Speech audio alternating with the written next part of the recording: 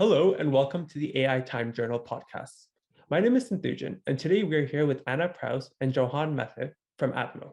Atmo is an organization that seeks to bring AI, specifically deep learning, into the space of meteorology. They hope to leverage AI's predictive capabilities to provide timely and more accurate weather predictions, and then to sustainably scale these solutions to governments worldwide. We're joined today by Johan Mathe, a co-founder and chief technology officer of Atmo, and Prouse, who is the Vice President of Government Relations. So to start off, why don't you tell us a little bit about yourself? We'll have Johan start first. All right. Thanks for the intro. Well, so I'm Johan Mathe here. I'm French, initially moved to the US about almost 15 years ago now. I worked for about 10 years at Google and then went into the startup world.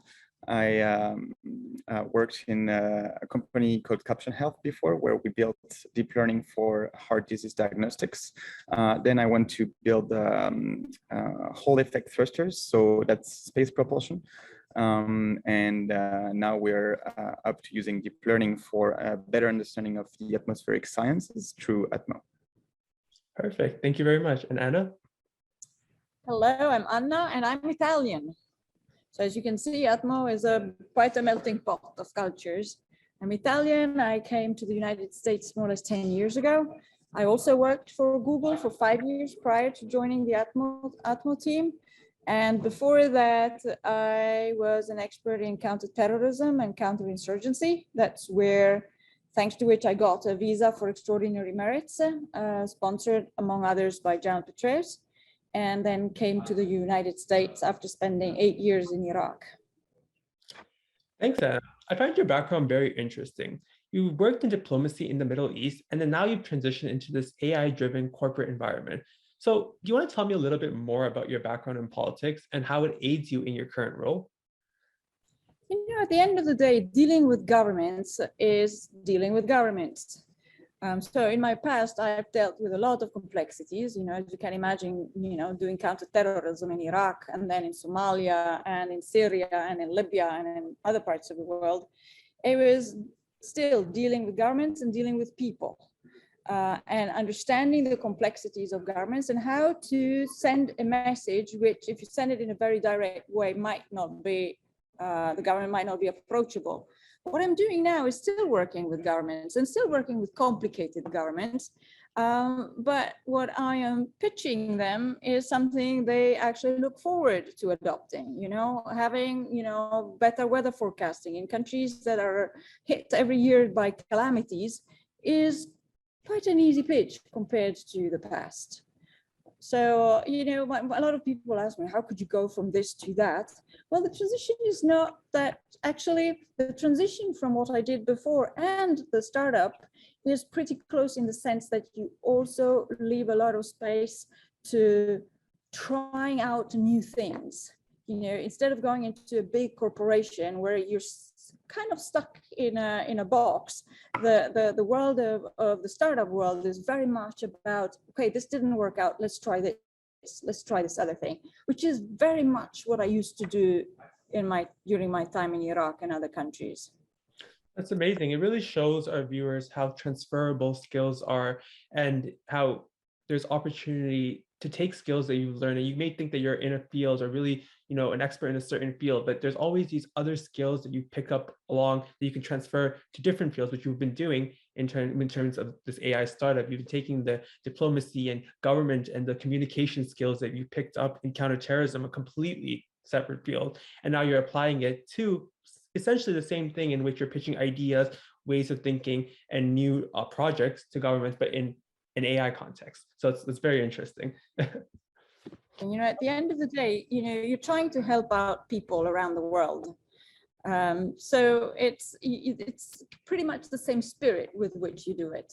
And again, I repeat it, in this case, it's everyone wants to find a solution to disasters that are happening all over. That's a great message. And I like how you brought that parallel, right? Where these are solutions to help with disasters, how to help governments and people cope with disasters. And there's different ways we approach that. And that's exactly what you've been doing in this role. So that's very, very interesting. By that token, Johan, what drew you towards meteorology? And more specifically, what sparked your interest in combining AI with meteorology? So initially, when I was in the middle of my time at Google, I transferred to Google X in a project called Project Loon, where we had to send balloons in the upper stratosphere. And the goal was to, using machine learning and data science, to be able to find how you bring a balloon from point A, let's say, for instance, Puerto Rico, to point B, that could be a point, tens thousands of miles across the globe, let's say in the middle of Kenya. And in order to do that, the only thing we could do was to go from one layer to another in the upper stratosphere. So we had to get a very clear understanding of the weather. So that's how I started, and that's how I discovered the sheer amount of data behind weather forecasting. It's gigantic. We're talking about data sets with up to 7 dimensions. You have latitude, longitude, altitude, then you have the time, and then you have you produce a new forecast every 6 hours. So you have the time of the forecast. Then you have all the variables inside the forecast, say, rain, temperature, pressure, wind, snow, it just goes on and on. So the only tool today that makes sense to process the data is naturally AI. So, my background initially was applied math, so that it just makes sense. That's great. So essentially what I'm hearing is that you took a lived experience, right? And you saw the potential in that lived experience, and then you saw the amount of data and the amount of work that could be done and that has not been done in this. And that's how you governed and created your startup. So it's not necessarily going, this is what I studied and this is what I learned, and then I'm going to create a company out of that, but rather looking at, your day-to-day life and your job and your career and all the experiences you have, and then finding that one experience that really speaks to you, and then forging basically a company out of it to help solve that, the problem within that experience. Yeah, exactly. And I would add one more thing, which is I've always had fascination for physics and fluid mechanics. So that's been always kind of curious about that. If you look at, for instance, doing heart disease diagnostics, that's just understanding the fluid mechanics of the heart and the blood flow. If you look at space propulsion, that is like just thrusters. So it's how do you optimize the plasma behind the satellite. So I would say that solving physical problems with machine learning and AI has always kind of like clicked. Yeah. That's amazing. So why don't we go? I'm gonna ask you a little bit more of a technical question, and basically to kind of like break popularized notions. So there's a lot of sources for historical weather data, which makes it obviously great to train for deep learning models, which you've just explained previously. But there's also this popularized notion among people that the weather is too unpredictable to predict. How do you overcome this using AI? And what are your thoughts on this notion, firstly? And then how do you overcome this using AI? That's a great question, actually, because as of today, it is still impossible to beat the classical numerical weather prediction using AI. But what you can do, and what the strategy that we're taking at Atmo, is to do hybrid solutions. So our systems have both more kind of classical numerical weather prediction and also deep learning and AI at specific stages of the weather prediction forecast. And as the science grows, we can add and more, going more and more towards the AI side until one day potentially the end-to-end pipeline is done exclusively with AI and deep learning. That's amazing. So you're working with the technology and you're going forward with the movements of technology to help build your company, rather than just waiting for the technology to create and then using the whatever's been created to help build your company. You're actually, kind of forging with creating some of the new technology that can be used to detect weather patterns. So that's pretty impressive. Yeah, and there's one thing that I wanted to add is that, with weather forecasting, we're standing on the shoulders of giants. This is literally was one of the first applications of supercomputers in computing. So you have these, humongous models that cover all the small variations of the stratosphere, all the variations of how the water interacts with the ground, with the atmosphere, how the sun irradiates the earth, all these things come together. And we're working with meteorologists, we're working with climatologists, with the governments. So it's, you know, it's really like a collaboration that brought us there, rather than, you know, trying to reinvent the wheel from scratch. That's what I. That's amazing. So why don't we pivot towards Anna? And in terms of now that Johan kind of explained, you know, how his company works and the technology behind it, let's talk a little bit about what strategies do you use to convince governments to use your technology? Because that's the end goal. You want your technology to be going into the hands of governments and eventually into helping people on a large scale. So what strategies do you use to convince governments to use your technology? And how do you think this can be translated into generally AI implementation in the real world? Because AI implementation expands far broadly than just meteorology, right? All different healthcare, sectors are looking to implement AI, right? And they're finding barriers. So how do you think that we could use, the work that you do to, how can that be transcended to different fields in the field of AI implementation? Yeah, first of all, let's be clear. I have decades of experience around the world. So what does make it easier is in the parts where, either I already know government officials, so I walk in as a known entity, and I don't walk in as someone who's completely new and whom they don't trust. When you do government relations, the word is relations. And relations need time to be built. Now, for a startup, the word time is key because we don't have never-ending time.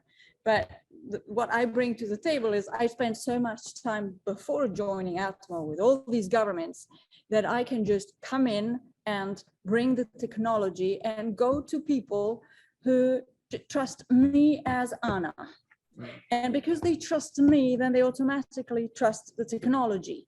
So for example, in Uganda, it took us only 1 month to get the government from the first time we met to sign an agreement, 1 month. That is impossible, frankly, impossible unless they already know who they're dealing with. And not only they know, but I also know who to deal with first and who not to deal with first. Because what is key in government is to be exactly aware on who to talk to. Sometimes it's good to talk to the president. Sometimes it's the worst thing you can do is talking to the president immediately. So if I don't know people if I don't know the stakeholders, I know people who know them well. So, if you tell me out of the blue, have you ever worked in Nepal? No, I haven't. But through people that I know, we will get there. So I think that especially companies here in Silicon Valley need to understand that they can't just show up and they can't just think that they have access, or they might have access to the president, but the president is not the one who will then implement at the working level. We spend nights, there's also 11 hours of time difference. We spend nights on Zoom calls with scientists on the other side. It's not the president, it's not the minister, it's scientists on the other side, to make sure that the approach is not only a top-down, but is also a bottom-up approach, so that they feel part of building this technology together with us.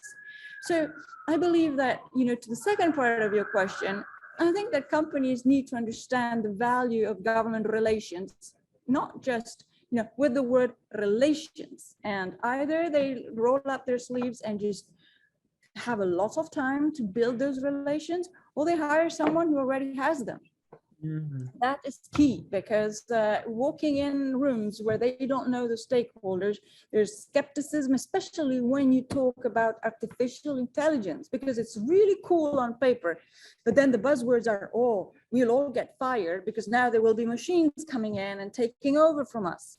But because they trust me, and then I explain to them, no, the machines will only help you in delivering what you cannot delivering so understaffed as you are right now.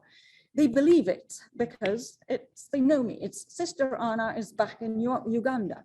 So that is something that I think companies need to, evaluate much more, especially around, this part of the world. I find that so amazing just to hear that, so many tech companies can remain very blinded in their views in terms of who they hire, who they're looking for, in terms of the people or talent they're seeking, computer scientists and, very people with technical skills, but there's a whole new world of untapped potential. And you've clearly shown here that, time is so key for companies in terms of getting their products on the ground fast and growing. And yes, you're right. They could spend years building a relationship and then, going forward with whatever product they're trying to deploy on the ground. Or they could reach out to somebody who's already spent their whole life, like you have, creating that connection, right? And then get it done in a month. And that's a win-win for both the people, the government, and the company, because it saves them time and resources. So that's that. I think that's something. It's also hiring on the ground. Mhm. With countries all over the world, you can't just think that you fly over once every 3 months and you'll get anything done. You need to find people on the ground, and people who are very well plugged in and highly thought of in specific parts of the government. So when I interviewed with Johan, one of my first questions was, are we hiring people there? We don't need a huge office here with a gazillion of government experts here, but we need people around the world who help us. When we need something, we need a lettering board, we need to get the attention, they go and knock at the door, because as also the team here is experiencing, emails often get lost in the ether. You don't know if they got them, you don't know what's going on, so teams on the ground are the big added value. Thank you. No, I definitely agree with that. I think the world is beginning to pivot towards that direction, where they're understanding that we can't be across the world and deploy solutions on the other side of the world without having people there to actually manage and see how effective these solutions are, and to also tailor these solutions to the people there, rather than our own preconceived notions on how these solutions are going to work. And I think you're very high level and explained that very succinctly. My next question is, and I'm sure you're no stranger to this word, is how do you deal with pushback or conflict? Stubbornly pursue it. Yeah, okay, I like that. You need to identify when the pushback is absolutely a no-no. You need to also sometimes be honest with yourself and not to pursue just for the sake of pursuing. Frankly, Atmo has a world out there. So if there are some countries just shut the door on us, because I tend to be on the stubborn side of the house. So I also tend to say, oh no, you will eventually cave. If I decide, no, I need to step back from that. It's like, okay, you such and such are not interested. I'll go to your neighbor. And why should I waste my time in a country that, and then oftentimes they fall in place. There is such a thing where it's like, if a country pushes back, but then the neighbor implements it, they don't want to be left behind. So sometimes just also insist, but then pull back. Don't annoy them to the point where then the door is completely shut to you forever. Because what I also tend to repeat very often is like, when you ruin a relation with a government official, it is ruined. It is not like, break it and then you fix it. It's broken. And you can lock me up in a room with that government official with whom I don't get along and he doesn't get along with, we won't get along. So you need to be very, very careful in not jeopardizing relationships for the sake of making something happen. Okay, that's good advice. The personable quality, sometimes it's just a bit more than just work or this is my job, but there's that personable quality that you need to always keep into mind when dealing with people, because these are idea makers, these are change makers, right? But they're also human. And if they don't like who your personality or what you're bringing to the table and who you are as a person, they're not going to be receptive to your ideas because they've already have an idea of who you are. And it's good to be aware of that, because I think we sometimes get lost in this notion that, oh, it's just work and we can separate work from our personal life. But that's not the case, as you've said, like some of these qualities or some of these ideas are so fixed, right? And it can jeopardize your job and your career and your what ideas or what projects you're trying to deploy. So that's very interesting that you mentioned that. Yeah. Perfect, thank you. So now to go back a little bit to Johan, where do you see the future of meteorology as AI becomes more accessible? I think AI previously was a bit more, in the hands of computer scientists, tech giants, but now you see more and more people venturing into the field. We have AI on our phones. There's we're using AI without even realizing that we're using AI. So it's definitely becoming more accessible. And where do you see the future of meteorology playing a role in that? Yeah, that's a interesting one. So the thing is, with meteorology and AI, you can apply AI to a lot of various problems, sub-problems of meteorology. You can apply it to data assimilation. You can apply it to the forecast itself. You can apply it to post-processing. You can even apply it to start and find interesting patterns in the humongous amount of data that is coming from satellites. You have more and more companies today that are launching satellites, much more sensor modalities that are coming. So if I had to kind of take one big view on this, that would be making more sense of the incoming climate and weather data that is coming into the pipe. That is going to be very impactful in the short term. Perfect, thank you. So to kind of wrap things up, Johan, what is your advice for young career professionals who are looking to enter the AI entrepreneurial space? So I would say first, rely always on first principles, as in there are kind of two aspects of the entrepreneurial problem. On one end, you have real world problems you're trying to fix. And on the other end, if you come from the kind of AI science background, you want to take the fanciest algorithms, that like the super recent papers. And the question is, where does these two meet? And keep an eye on first principles to see if the algorithms are the right tool for the job. And how is it actually going to help the real life of people? So that would be my advice. That's great. And Anna, what is your advice for people who want to switch their careers and pivot in different directions? Don't be afraid. Worst case scenario, you don't like it and you switch back, or you switch to something else. What I find is oftentimes people just overthink decisions, and then the decision goes, the train is gone by. And, sometimes just jump. I went from journalism to being a Red Cross International delegate to being if they had told me when I was in my 20s that I would become an expert in terrorism, I would have laughed. And when I was an expert in terrorism, if they had told me that I would work for a startup doing artificial intelligence, I would have laughed. And here I am. And it has been really interesting. And there's always a link. You just need to find the link. But there is a link. Things are always linked up. That really speaks to me, because even when I was an undergraduate, if someone told me that I was studying human biology, if someone told me that I would be in artificial intelligence, I would have laughed. I would have said, that is not my field. That is not something that I am capable of doing.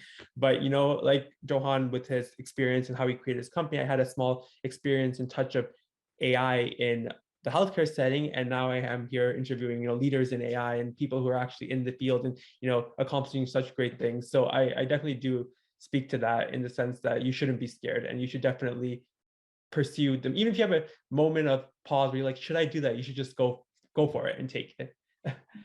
Thank you so much for your time, guys. This was really valuable, learning about your company, learning about all the amazing things that you're doing, and also learning about all the different things you've done previously and how you're bringing all those skills and knowledge into meteorology and AI, and I'm really excited to see where you guys go and how large Atmo expands in the upcoming years.